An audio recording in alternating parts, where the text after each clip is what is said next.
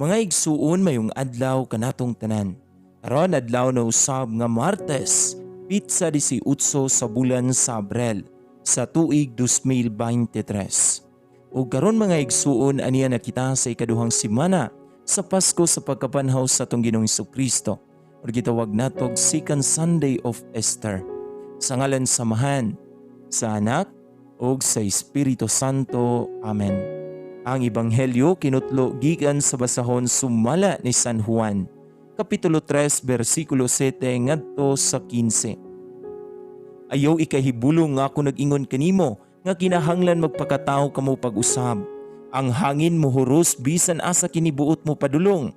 Madungog mo ang paghuros niini, apan wala ka mahibalo diin kinigikan o asa kini padulong. Sama usab niini ang tanan nga mataw pinaagi sa espiritu. Unsaon man pagkahimo niini, nangutana si Nicodemo. Si Jesus mitubag, wala ka ba mahibalo niini nga inila ka man unta nga magtutudlo sa Israel? Sultihan ko ikaw. Gisulti namo ang among nahibaluan ug nagmatuod kami sa among nakita apan nagdumili kamo sa pagdawat sa among mensahe.